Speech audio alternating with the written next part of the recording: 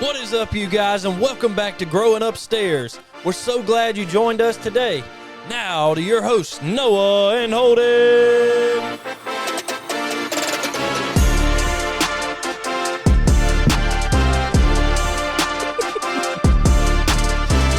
Holding like this. We've got to talk about that. We need to remember to talk about that. What's up, everybody? Welcome back into the podcast studio. Welcome. How's it going, Noah? Man, it's going good. Another week in the books. It's another week in the books. Another one bites the dust. I don't know why that's the song that came to mind when I started that, but it did. Guess what? We got some guests with us again this week. Welcome in to all of our familiar faces. Got some very important guestesses. Hello, everyone. I don't have my clap track today. That's what I'm missing. I'm missing my clap. Woo! There we go. Gramps is back with us. Lori's back with us, and Grace is back with us. Excited to have you guys on. We're going to be talking about camp. We're going to talk a lot about camp today. So, what great people to have on with us, other than the people that went with us to leaders camp. who endured the week of camp with us. Yes, so exciting. Did you guys have fun at camp? We're going to talk about it deeper here in just a minute, but just right off the top, did you have fun? Yeah, absolutely. Great week. As always. How was Barefoot's Joe to y'all? It was nice. Barefoot's Joe wasn't the same this year. No, it really kind of wasn't. They changed the seating around. They didn't have what did they have? That big couch, the little area. They did change the seating Yeah. around. They didn't have that big I don't know couch what that it they looked had like in the last first year. place, so I can't say that it looked any different. But I do know one thing: the coffee just wasn't the same. Of course, we had 38 kids or 32 kids, so we kept pretty busy during the week, too. Didn't have as much time for Barefoot's Joe. Very busy, but fun.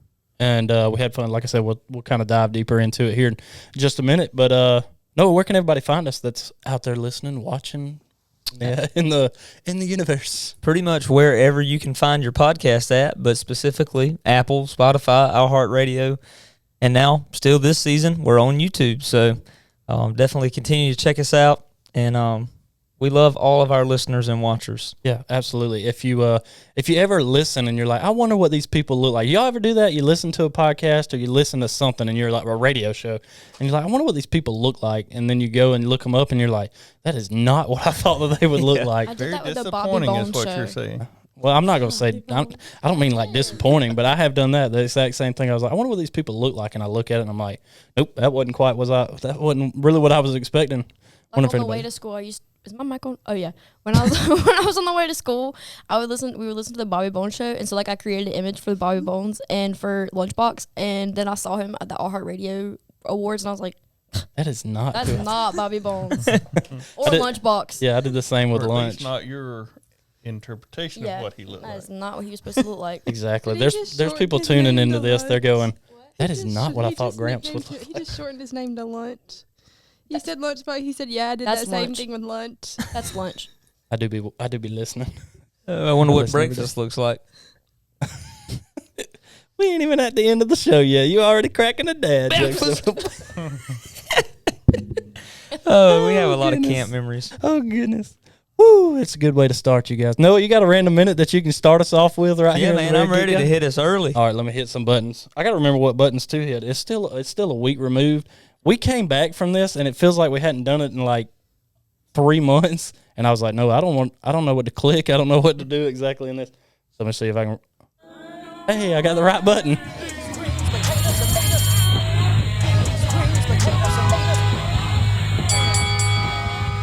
All right, well, welcome back to Noah's Random Minute. As you know, we've changed things up a little bit, and we are literally doing an exact minute now.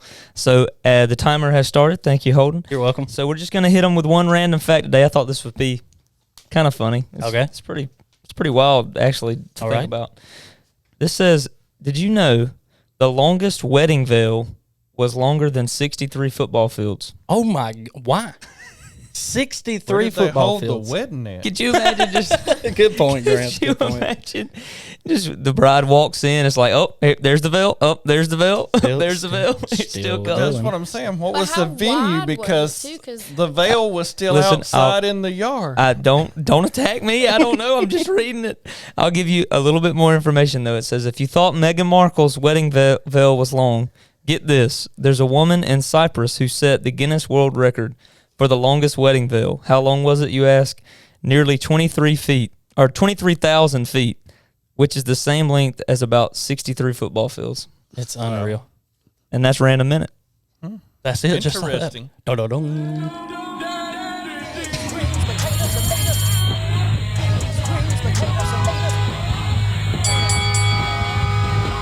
No, I'm going to bring it back to you so I can turn this timer off. So that's a lot of football fields.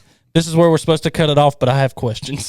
So many questions. So many questions. I'm like, Gramps, where do you hold that? Too. I mean, the bridesmaid or whatever that usually has Yeah. to be in charge of the village. There's got to she be just pull it 46 of all them. in so she can turn around and go back out. I mean, There's gotta See be- the girl walking down like, You just roll it down. You ever seen the commercial? It's like a baked beans commercial or something. And it just rolls across the parking Chef lot. for- Boyardee commercial? Yeah, that's the one I'm thinking of.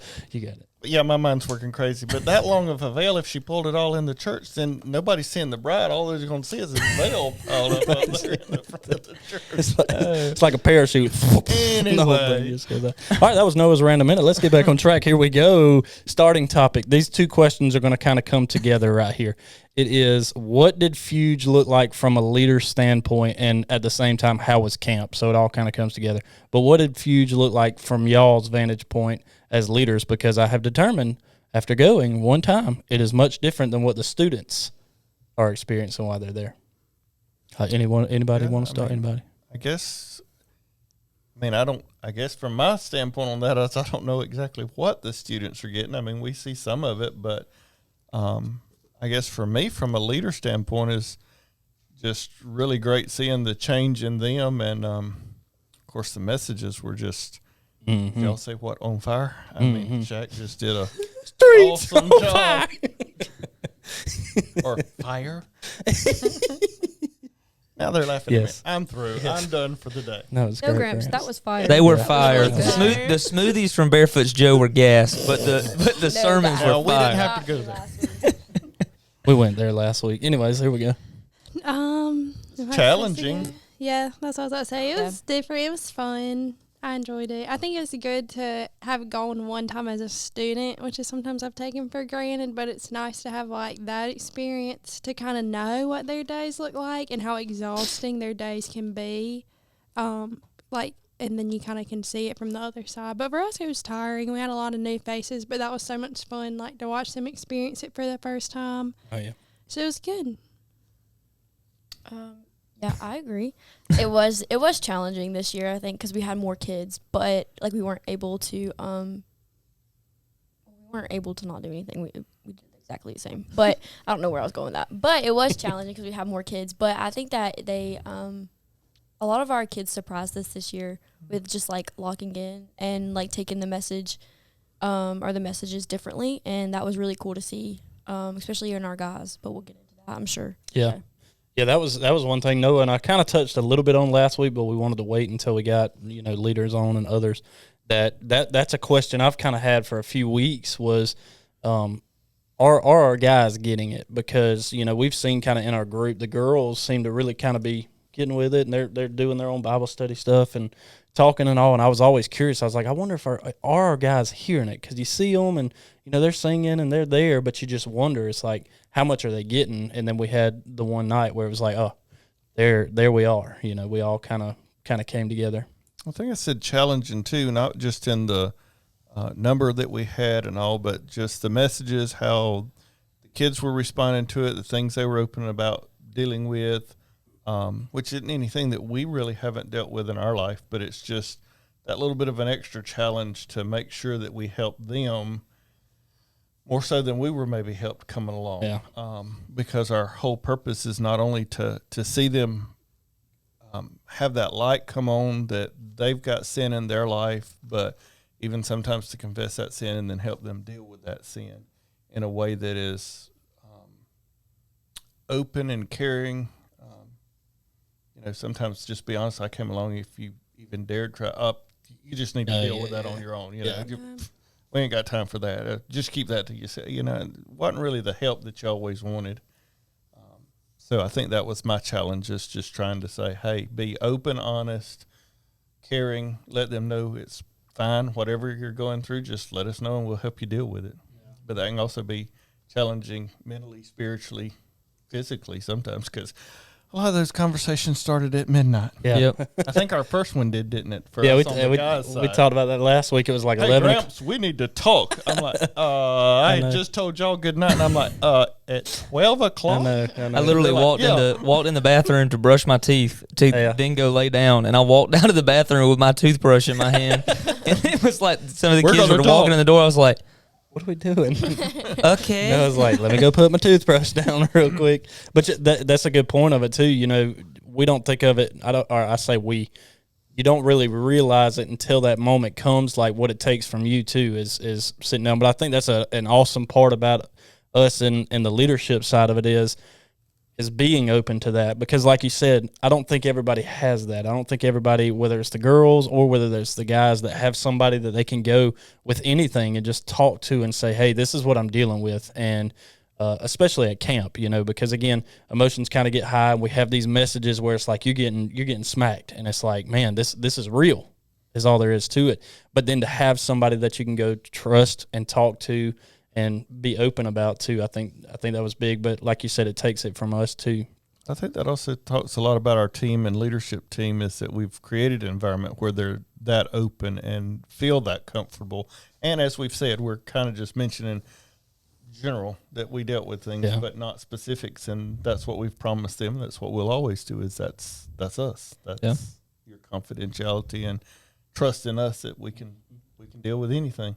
I'm going to throw this out pretty early on, and it could be my bias just because she's my sister, but we had 23 girls, and we took Carly this year as a volunteer, and I can honestly say, like, with her, like, I don't think that the two of us could have even done it alone. Yeah. I mean, with three of us, with all of them, it was so hard at times, but Carly was that person for a lot of the girls this year. She sat with a lot of them later than we were up. She had girls in her room, and she helped them through a lot of things. They still text me to today to tell me, like, how thankful they are for the impact she had on them. So I hate that she's not here to tell her part of it, but I know that she's not really a big podcast person. Yeah. Well, here she is on the Zoom call. I'm just kidding. But we would not have made it without her. She took a big leap to do that, and I was very, very proud to have her there. I tell you, there was one of the church nights where she kind of was talking to everybody, and I was like, okay, Carly, okay. Yeah, that was awesome. You kind of, sometimes you're like, oh, Lord, where's she going? But she does good. She does good one-on-one, too, and a lot of the girls were very, very thankful to have her this week while me and Grace were, like, doing other things. It was good to know that she could hold her own and help where she could. Yeah, how many rooms were y'all covering? 6 rooms, was it? 6 rooms. Yeah, that's wild. What we only had 4.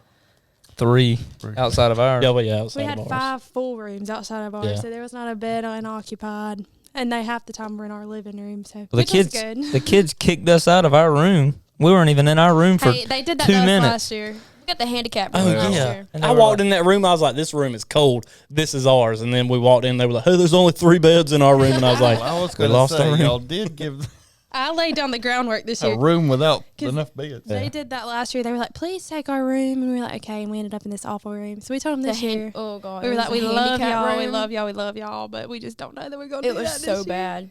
Our We room had- turned we out had good a for very nice us. shower this room, though. Yeah. This year, though. A very nice shower. Our bathroom was the size of one of the rooms. Y'all had the handicap room. It was crazy. But there weren't no rails or anything anywhere. So, and it had a bathtub. So it wasn't. But I mean, I don't know. The sink was handicapped. We had to kind of Yeah, squat the sink, you had to Oh, yeah. you had to do squats to get down to see what you look like. Yeah, imagine me. I'm doing the splits trying to get down so I could see my face when I was shaving one Me day. and Carly were not messing around about our bathroom this year. We changed the whole thing when we got there, and it was very nice. What y'all do? Just bring curtains and all kind of a little stuff? renovation. Oh, for real? We They went did and it. bought more stuff. Yeah, When did. we went out, They did a The dorm shower- move in. The shower curtain always has mold, and it is so nasty. So we No hate to went Union. in before. Like, Shout out Union. Sorry, Union. But we went in and took it down and replaced it with our own shower curtain and hooks. And then we got a nice little step-out mat. And then we also rearranged the living room So that we had furniture. a table in the bathroom so that we could set our toiletries on it. What Oh, else we did didn't have a do? table in our bathroom. All we had was a toilet and a sink. That No. was, And that was a it, big and floor. Tub. We There were was a lot not of messing room. around We this could year. dance in that bathroom. We had Yeah, a we could lot of have. nights to be there. It'd been kind of strange, but yeah, we could have done that. But also back talking about the leaders and our advantage, and Lori mentioned Carly. That's also big for us, though, as leaders, to see Carly, which has been a camper, come back and really step up to the plate and Yeah. see that leadership kicked in for her, and that she did have that connection and did a great job this year helping us out. For sure. You have anything else on it? Because this is kind of going to roll straight into story time. Like, if you have any stories, because I know there's one story that I think Gramps is really the only one that can tell it, because we did have one emergency on this trip that we had to handle. Oh, man. Yeah, that was the first time we had to use the permission slip forms to take a kid to the urgent care. Benjamin. Benjamin. Dun, dun, dun. He was playing ultimate frisbee. He was giving it his all. He went for that frisbee. He was going to get it, but that pole was You don't out have there to in the tell that way. it was the pole. He listened. He listened to the pastor this morning. I didn't say his Give name 100%. necessarily. 100%. Y'all may have said his name. I didn't. did. Were you there? Were you there when it happened? Was any? No, they had to text me and call me. Actually, my photos. me and Noah was in one conversation with one kid, and I had to look at him and say, I got to go. We got another kid having an issue. So that was one of the Somebody challenging texted in the things group this chat. year. Oh no, it was Gramps. He said, "I'm headed to the ER with thou shalt not be named," and I said, "Oh, okay." I didn't even see that. I'm sitting there doing arts and crafts with Caroline, and all of a sudden I looked down and I was like, "Oh my goodness, what's going on?" And I was all out on it. And they thought it might need stitches, That was but so luckily funny. it didn't. It just needed some super glue and a little bit of cleaning. But Nothing little Gorilla Glue won't fix. That's so right. luckily Glued up, boy. it wasn't a Chad major sandwich. issue. It was just longer getting through the process and finding the urgent care center for the first time. And Going back to what Holden said about arts and crafts, Holden, you really got in tune with your crafty side at camp, didn't you? I did do that. Where are you I have painting? I have one right Show here. us. This is hand me that real Show quick. us. This is the he had to do that because I have not seen yours. I got a we couple had more to in do there that some are other better. things. This is Starry Night by Holden All. Check me out. Let me go a little closer here. You can't really see this You can just add a photo of so a it. little bit. So yeah, Is that I'll do that. What is this really So supposed this It says what's on the. I see. tapestry. it is that. Oh, So now I it- see it. Why is it a little smeared? well, if you give me just a second, I'm gonna tell you what happened here. So in my artistic What is that, wisdom Holden? I'm finna throw it What down. kind of paint did you Do you use want on me to that? add it to the Acrylic collection of size. the other ones? No, that's why it's in here. Anyway, so it was He's just gonna be over the God is greater than the highs and lows, and you can God not is see it on lower. here. Correct. God is greater than the highs and lows. But so what I was like, well, let me. It's gonna be like it's blowing away, and then I made some little palm trees. I said that was Oh, those are intentional. palm trees. Well, they're real little ones, and They look like a pineapple or something. well, anyway, so then I did that, and I was like, let's see what it looks like when I shine the light through, and I did it, and I was like, that's awful. that's the worst painting I've ever done in my life. Well, So if you then, go back next year, you can maybe do better. well, my other ones, they're pretty. They're just in the other room. Pretty. I'll take some pictures, and we'll put that up on socials. Caroline's little galaxy that turned to hush puppies is Yeah. hysterical. That Oh is yeah, to that's me. funny. That's I need going you to, through like 4 include different versions. photos of the artwork she did in the podcast video because I think it all deserves to be. Can you put it shown off. here? Yeah. You can put one here on Yeah. my hand. Well, I'll do that. Put me right here. Yes, if you're watching on YouTube, it's gonna be right here. And on Noah's hand. You know what? I'll even hold one right here. Gramps, put your hand up. Gramps is holding another one over there. We did a lot of arts Yeah, and there's a crafts lot by of the end arts of and it. crafts. Like Yeah. Bella and them ended up going. We got Gangsta Gramps in there. We Gangsta got Gramps. all kind of stuff. I've got going them on all framed. I'm got to get a light, and they'll be ready Wednesday night. All the other pictures, kickoff. all the other portraits of the kids this year, thinking of us and drawing all of us. How They're sweet. already up on the wall down there. I don't know if y'all noticed. I'm very yellow. Yeah. Yes, you are. we are all very yellow. Anyways, John just- I'm a red stick man on a stage. I speak, man. Do you guys have any more stories before we raise the meter? Grace told me to tell the one about Andrew Okay. and the sandwich. All right. Oh my goodness, I forgot about this one. I don't know if it can be portrayed as funny as it was in the moment Hysterical, though. because it was just so all over the place. But our Andrew can tell it. one of our beloved. Am I not supposed to name drop on here? It doesn't I matter. need you to bleep out all the name drops I've done. Okay. All right, well, I'm Just not give going to them bleep it, but I might give just them make it different quiet names. because all of a sudden somebody's listening up. Beep! What are they give talking them about on the names. podcast? Let's give them different names. So one of our beloved. So Willie Willie has a special way he likes his sandwich, and it needs to be like meat. I think it's turkey, double Gouda, and then he gets it panini Panini. pressed panini. And then he's just always so excited. So he But waits. isn't it panini both both ways? ways, and then Okay. it's checkers. And so he gets in this long sandwich line, bless his heart, and he comes over to the table with his sandwich and puts it down to go get his drink. And Billy. Billy, yeah. So while Willie's gone, Billy just had an intrusive thought that just won. And did win. And he like forks out a corner of his sandwich that looks like Forks out. I'll give it to Willie. Never heard it described That was way. his story. Yes, well, it does look like a perfect bite. So I'm gonna get them mixed up. Willie comes back and just standing there is like, who took a bite out of my sandwich? I'm talking about just like this. And all of the boys are like kind of like laughing like quietly. And I'm on one side, and our staffer, what's her name gonna Bella. be? We're not name dropping, right? Well, the Bellamy Rose. You're on one side. Shout out, Bella's Bella. on the Bella's other. on the other end. Bella has had Willie in her church group. No, not in her church group. In her Bible study group. So she has created a bond with Willie. All this to say, we see that Willie's sandwich has been eaten, and that Y'all are confusing me Willie with is names. We've not never- happy. And so Billy is like, I did it, but I didn't eat off of it. I just put my fork on it. And Willie is like, still, that's my sandwich. So then Bella and me are like, Billy, you have got to go get him a new sandwich. You ate his sandwich. And so Billy's like, no, I didn't. I just forked out of it. And we were like, no, you have to go. So he's like, oh, okay, I'll go. So he gets up. And when But he before gets that, up, what happened? Everybody was like, make him a sandwich.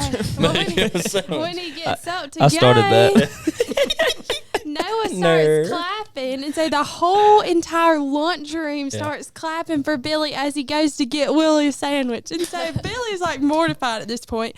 Well, then, so he's gone to get him a sandwich. Virginia. Who's? Oh, okay. Our other character in the story. yeah. Why does he get a girl name? Y'all gonna I get was just so thinking of another confused. state. Well, I know how to keep up with Willie. Willie state wanted a is Willie? sandwich. He Willie wanted a sandwich. Is the way I keep up with him. So Billy is going to get Willie's sandwich, and Willie is like, I'm trying to figure out Who's Virginia? why we're doing hold state on, names. Hold on. Me too, because we've always told who it was. Just We're go ahead gonna with the get real there. names.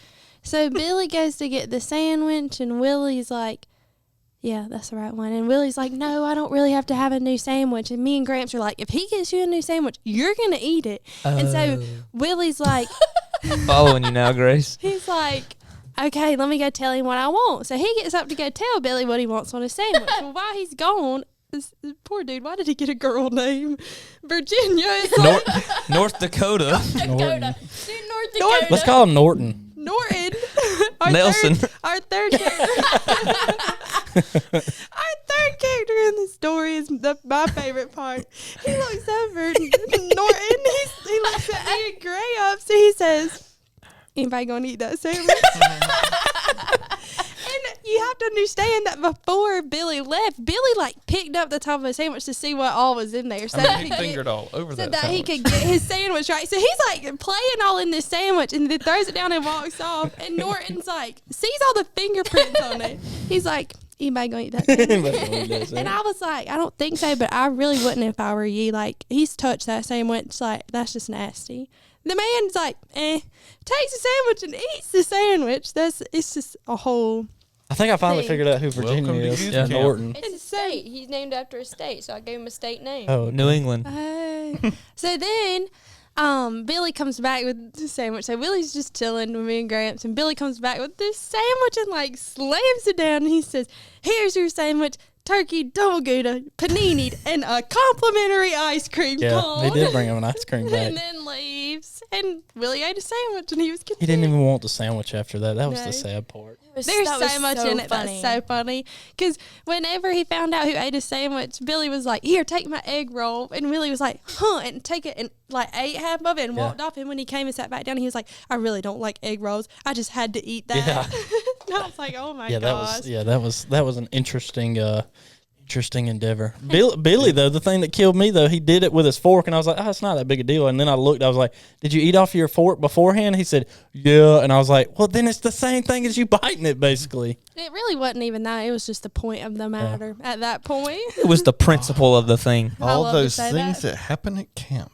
Intrusive thoughts. That's another picture from Arts and Crafts we can post is intrusive thoughts when they win. Oh Lord, yeah, Yep. again. Oh, She painted her hand. She painted her oh whole hand. Her whole yeah. hand. Her name was Julia.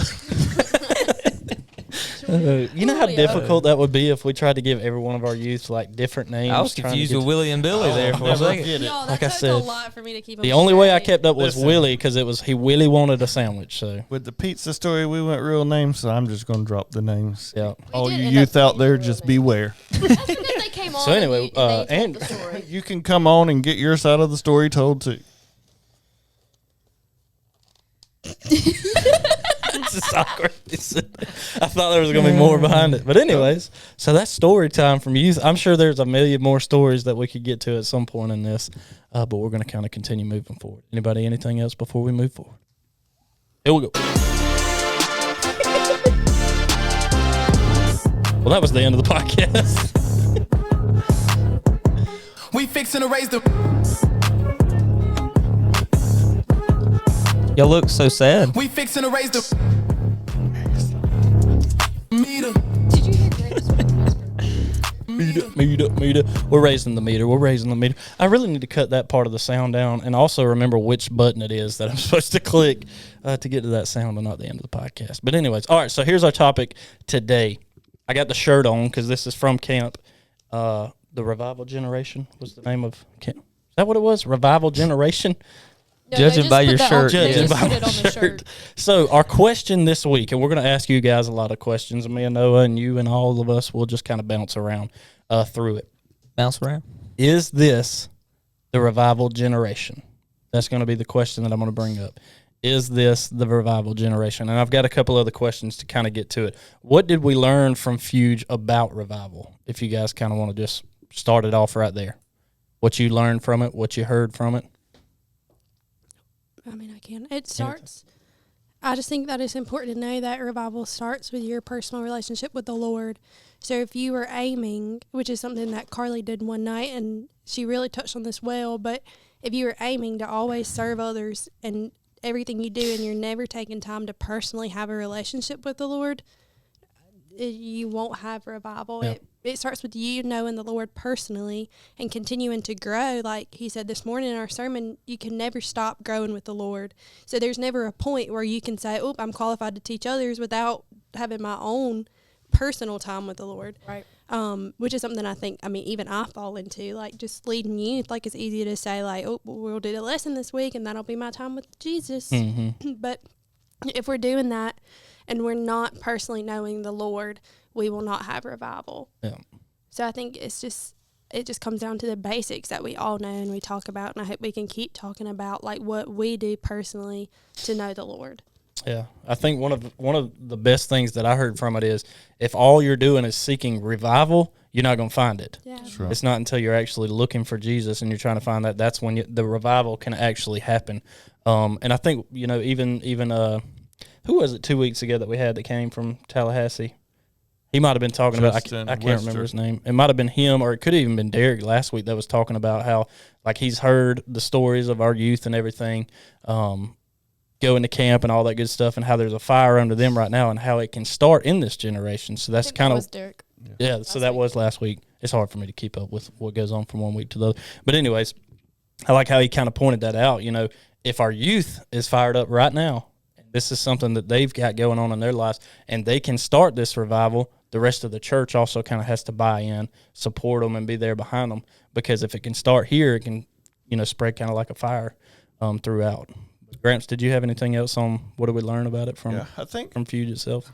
I think it goes along with, like you said, what Derek said, what Lori just said, but also Shaq, which was the preacher during the week, did a real good job of, and it is what we experienced at camp. You came to camp last year, you were going to do better, you went home, you lost it quickly, you're back, you're going to do it again. But he made a very good point, and I think it's the revival generation, or a generation that will bring revival. It's like he said, it's a generation that stops saying, I'm just going to back away from my sin, but not really repent of it and turn from it.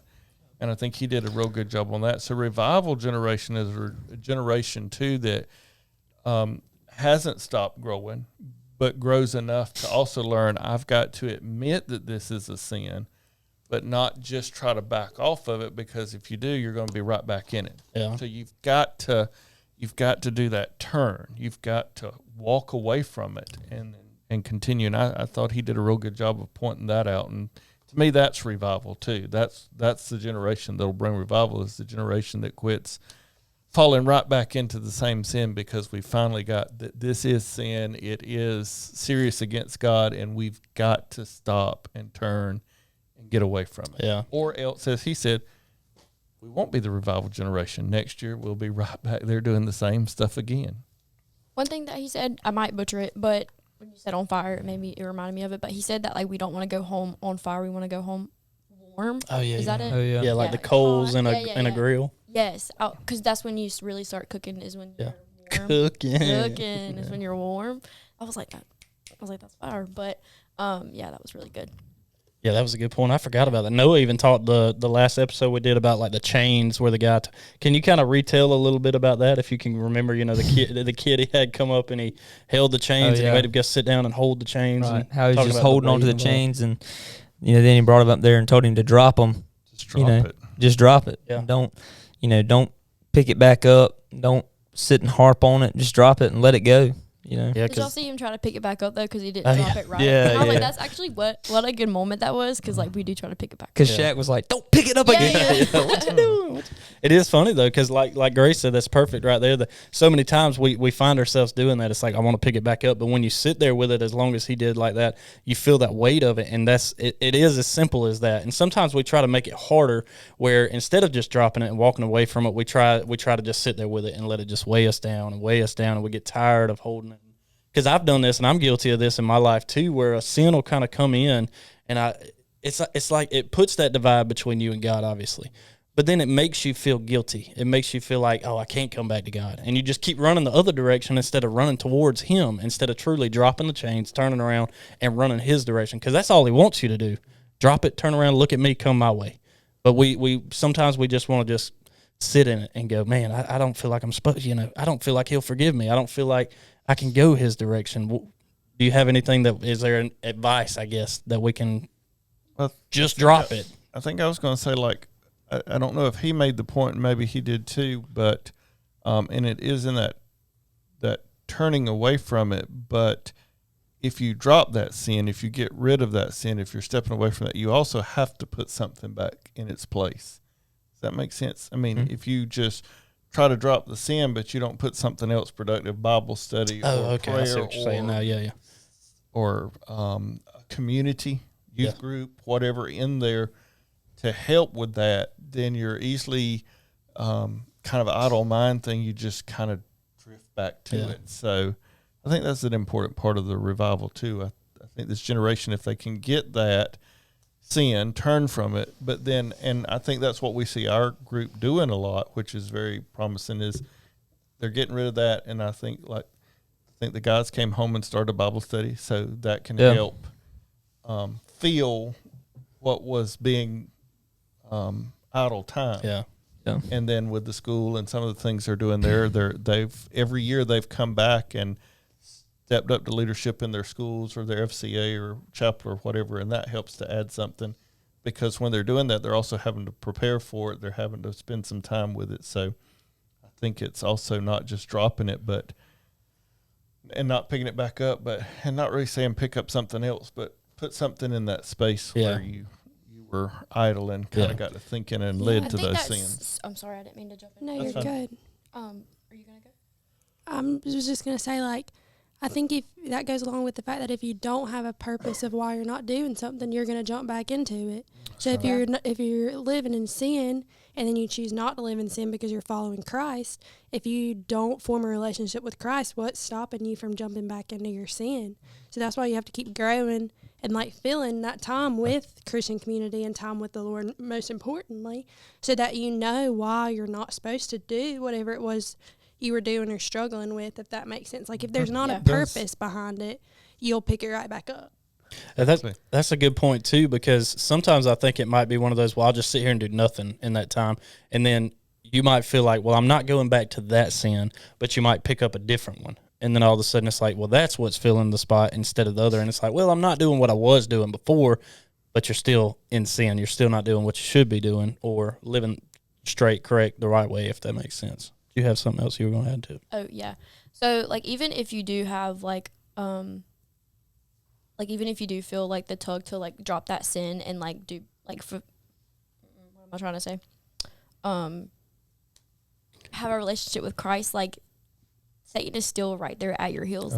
And I do think that like he will like pull you back because like there's comfort in your sin and like being stuck in that way. Like he wants to pull you back into that because that's where you were comfortable for so long. So it's so important, like Gramps was saying, to like submerge yourself in community and prayer and Bible study and all of that. So yeah, community makes that huge difference, because it's kind of that moment where you might just be sitting there and you're just alone in time, and your mind just gets to run, and you get to think about whatever, and then all of a sudden you could have like a community like Noah text me or something out of the blue, and it's like, oh, he's like, hey man, what's going on today? Hadn't heard from you or anything, and then it's like, oh yeah, somebody's there, and checking up on the people that are around you too, and just making sure, hey, is everything going good? And I hopefully it doesn't annoy you guys, but every so often I'll send a message to the group of guys and just like, hey, here's a challenge of the week. Just something to kind of help remind them and engage them too, because I don't want them to feel like, and I don't necessarily think they do, but I don't want to feel like it's like we come home and now, all right, you're on your own, I think that's a big thing. And we talk about community on here. I mean, every single week it feels like. You got any kind of question that you want to add to it? Well, I was just going to kind of play devil's advocate, I guess, Let's little do bit. And just say, we talk so much about revival generation, our kids, they're growing, and they are, we're saying they are the revival generation, but, they're young, they're kids. I mean, should they really, or is it time for them to be the revival generation now, or shouldn't they really just kind of sit back and be quiet until they get older and it's their time to shine? I mean, well, you already know my answer. Let's hear it. Is that why you asked that question? We want to hear it. That's what I'm saying. To play devil's advocate a little I'll bit. go for it. But I mean, he started. Gramps knows my answer, and we've talked about this a lot because there was a point where it frustrated me. It really did, to watch, like, because it happened. It happened here. I'm sure it happens everywhere. Everybody wanted to step back and let the youth do it. Like, let's have a food distribution. People need to pray. The youth can do it. Let's put people in the choir. The youth can do it. It just felt like, you want to do this, the youth can do it. Well, like they should be leading the youth. And that's kind of where I was frustrated, because it felt like we were just allowing them to, or not really allowing. It almost felt like we were pushing them to teach us to grow, in a way. And it really did. I was like, they are not called to be our leaders. Like, they are here to be led. And I still, to a point, and Gramps knows because we talk about this a lot, I still to a point believe that. Like, we are supposed to shepherd them. Like, if you, like, not just because we're older, but if you have formed a relationship with Christ and have grown in it and are older in your relationship in Christ per se, like, we're supposed to walk alongside those people that are growing under us, whether that be like a youth that's had a little bit less time with the Lord or somebody that's just started to know the Lord, no matter their age. So I still to a point believe that, but I think that Gramps and like talking during this, it kind of does change your opinion, because they can teach us a lot. And like, I know I learned from them and I want to continue to learn from them. So I do think they can lead us, and we don't want to take that from them either. No, and I think me and Lori's on the same path, of course, with that, because I agree with her 100%. The reality is if there was a revival generation before these kids, these are the adults that should be leading them, that should be leading us, though I look back, weren't led. They don't know how to lead in this revival generation thing. I do think the leaders that are in this room, Carly adding that in there, I think we are a small portion of a revival leading generation. Y'all are, because you're the ones that stepped up with me, and we've kind of changed this mindset, and the group is where it's at. But, he said it first off when he was talking about Shaq was the revival generation. I mean, he made that very statement at the first. Yeah. When we talk about revival generation, who we're talking about, and he looked at all those kids and he said, you. And again, I agree with Lori. I wish a lot of our adults, a lot of our leaders at our church were leading the kids. But then it just hit me that if they didn't know, if they didn't get taught it, like we've even shared our youth groups, or I have. I don't know about y'all, because I guess you were in my youth group. But we really, Dr. Harris said it the other week, we really weren't taught that. And so we've been able to teach these kids. So yes, they, I would say, are they? I don't know. They can be the revival generation. If they keep on the path they're going right now, they are setting the example. They are getting close to God. They are confessing. They are talking through just like what the Bible says. And if you look in the Bible, even look at the children of Israel, they were in sin.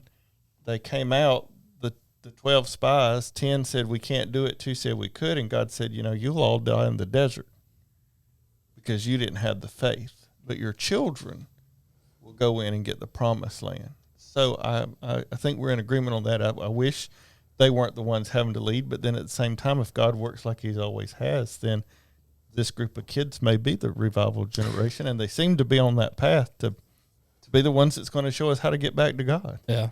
Yeah, it's really cool now that we're recording this on Sundays that it almost seems like every time we record, there's something the pastor has said in the sermon that morning that can go along with this. And Brother Jason Jones was talking this morning about kids, young kids, young adults, be willing to open up and listen to what the older people have to say because their wisdom is important. But yet older people be willing to steward, the young adults and the kids in the way and the walk of the Christian life. So it is that relationship together, young and old, that's so important because you do have so much wisdom, but then you also have so much opportunity as well with our young adults and young kids. So it's crazy how all that kind of lines up. Yeah, that was going to be my next, kind of putting, I guess, a couple of questions together and doing the same thing with the devil's advocate way of it. We've got kids though, but man, all they care about is their phone. All they care about is themselves. They ain't worried about all this other stuff. So how can we possibly think that this generation of kids that's so involved in themselves and cares about themselves and looks at their phone and that's all they do, how is that supposed to be a generation that's going to lead the church? How is that a generation that's going to come up through the youth and be able to take, just using our church as an example, and change that? Yeah. I do want to backtrack one to say that doesn't discount anything that anybody has done to get these kids where they are, because that's why they are where they are, is every leader that's led them before they got to us. Because that's right. Some of our girls this year, this was their first year with us and they amazed us, and that's not through what we've done because we haven't even had the time to really teach them personally. So that means that all of the leadership they've had before has done that. I just think it's a difference in the openness between for this generation. I just think that they have an openness that's different, and that's what makes them the potential revival generation. You can see different parts of their life and how their leaders there have impacted them along the way. Yeah, and it's really cool to see because when we shared testimonies, they would talk about specific leaders in their time, for the girls and GAs that led them to Christ, and they could tell you exactly who it was and what they said, and that is just amazing to know that at such a young age they already had that in them before they got to us. So then we just get the joy of growing with them through Christ. I mean, of course, we love to lead somebody to salvation, but also just watching them grow up through 6th to 12th grade is a huge that's just awesome to see, after they've already come to know Christ and can continue to grow in that. So, I mean, those leaders have definitely impacted them, and they've taught us, which is really cool to see too. So I just don't want that to be discounted.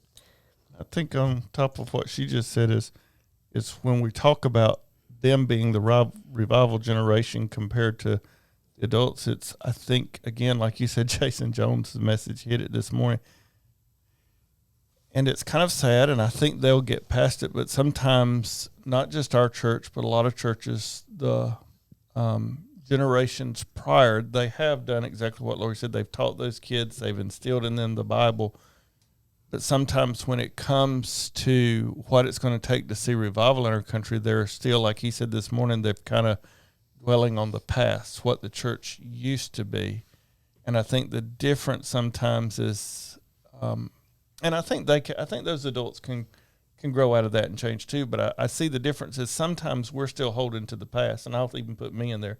Sometimes I can look at the past, whereas I think this younger group is not looking at the past as much as they see the future. Mm-hmm. That's what brings revival. So yeah, I got to turn and join them and say, hey, yeah, I see now. We've got to got to keep looking out there. There's Yeah. a world waiting that these kids are ready to tackle, and that's what brings revival. Yeah, one of the things I love is the verse for the upstairs being 1 Timothy 4:12, and correct me if I'm wrong in that or anything that I'm about to say, because I'm known to kind of mess some verses up.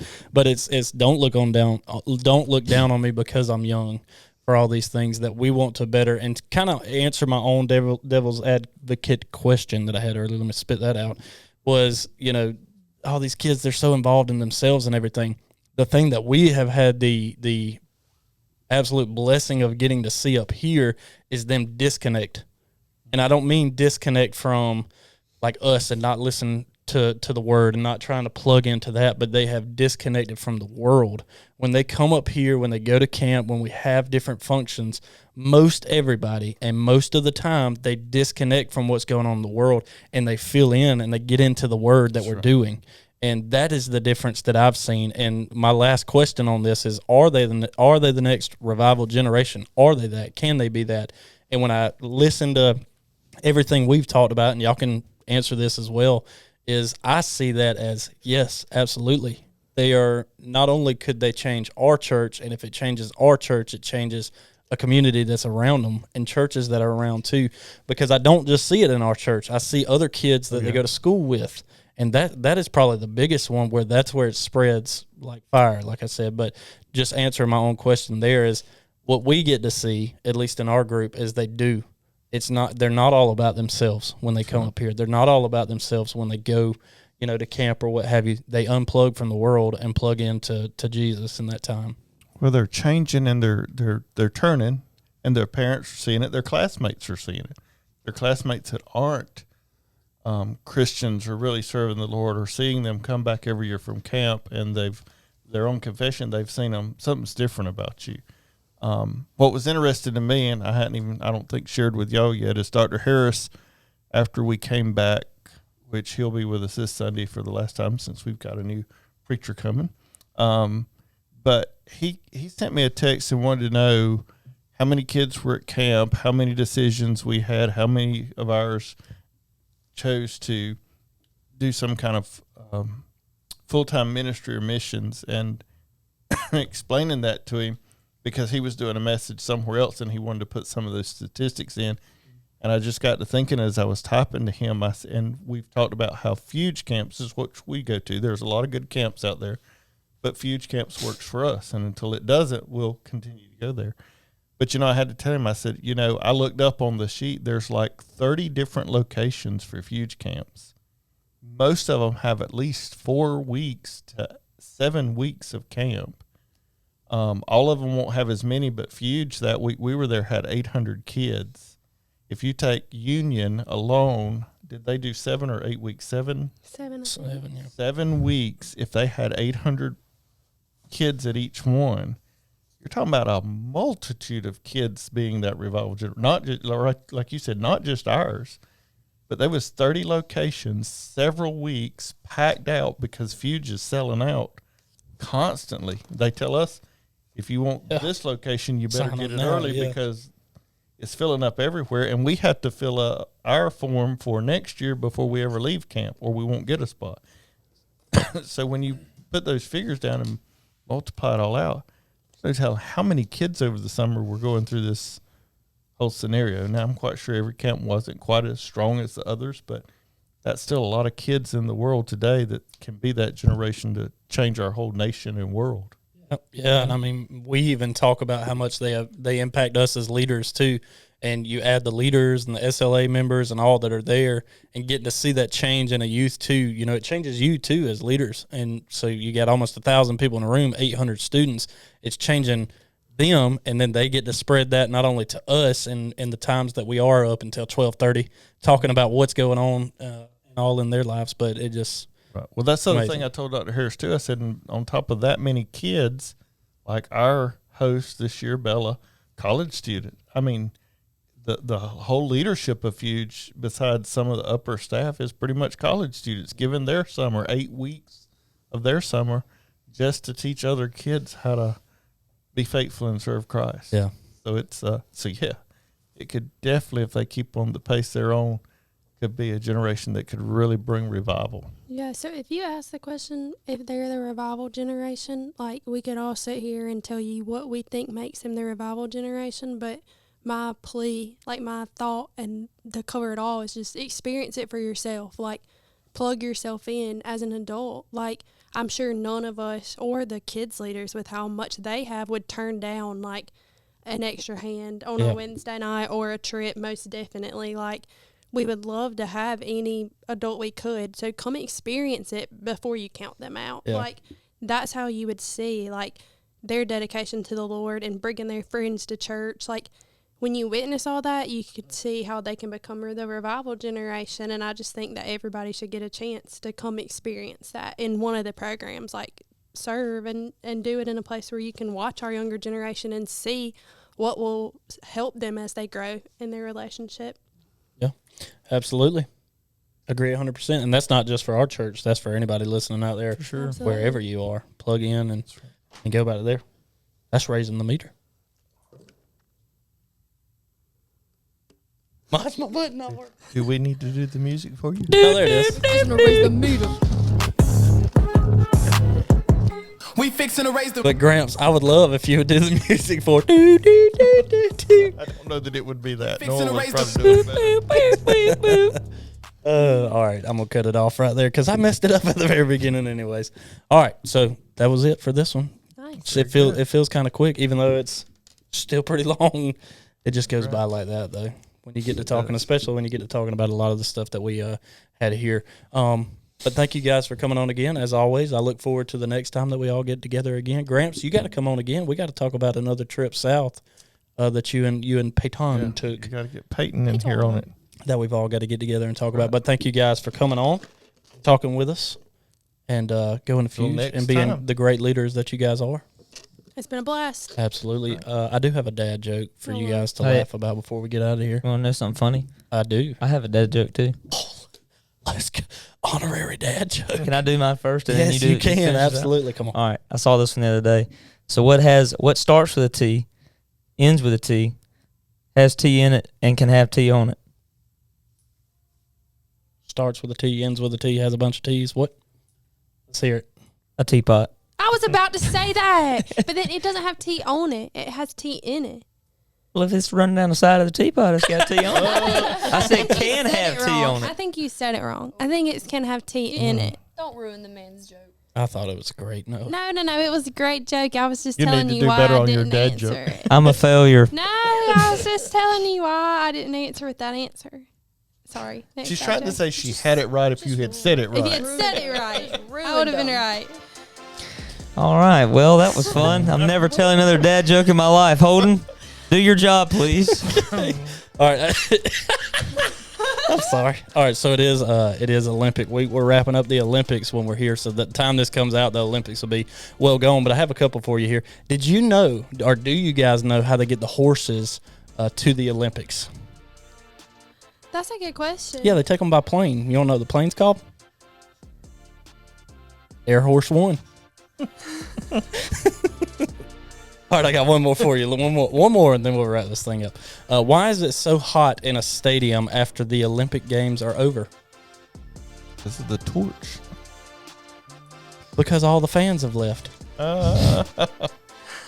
Did y'all know they don't give the horses medals? That's so sad. They don't. They just give the person on the horse a medal, not the horses. That's awful. The horses are doing the work, y'all. They are. They deserve gold every time. Hopefully they give them a good meal. Yeah, they're probably very nicely kept. Anyways, those were great jokes, Holden. Yeah, absolutely. Yours were a lot funnier than mine. I thought yours was funny. Yeah. We'll check in with you guys next week. Keep growing upstairs. Peace.